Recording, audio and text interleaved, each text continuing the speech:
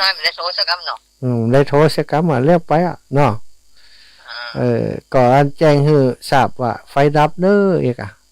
เดี๋ยวจัดอันทางเฟซอยู่ทาง Facebook นี่แจ้งให้เพิ่นทราบว่าอันตะกี้ติย่างไปบ่มีปีมีคุยเพราะไฟดับเอกอ่ะแล้วก็อันเดี๋ยววันที่1นี่จะไปนะเข้าใจมากะวันที่30ผูกกันมากะวันนี้มาวันที่1ฮะมันตันล่ะวันที่1บ่จะไปอ่ะอ๋อ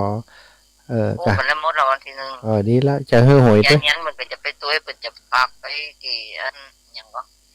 พุ่นน่ะวัดเหล่ามนทาชื่อที่ดินน่ะเจ้าดีแล้วแม่จะได้เป็นเจ้าของที่ดินเจ้าของวัดอันนี้คนเดียวต่อยอ่ะเจ้า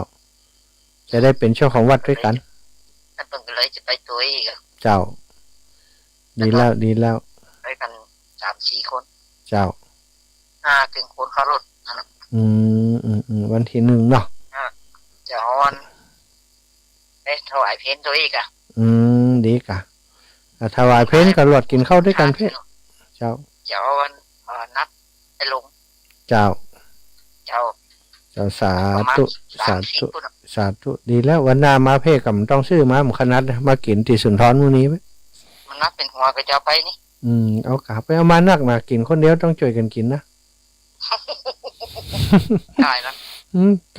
ไก่แล้วมาเฮาอีกกินได้ปนน้ำเหลือก็วันหน้าวันตาเพิ่นก็ทำหน่วยกันกะเจ้าเข้าไปดูเจ้าจะได้ไปใส่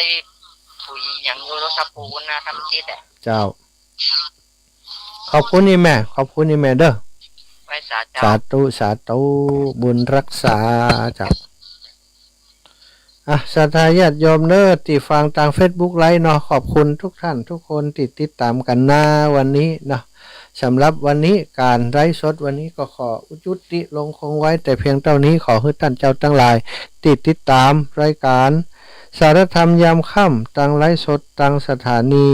วิทยุเพื่อการศึกษาวิทยาลัยสงฆ์นครลำปางโดยติเครือข่ายคลื่นสีขาวโดย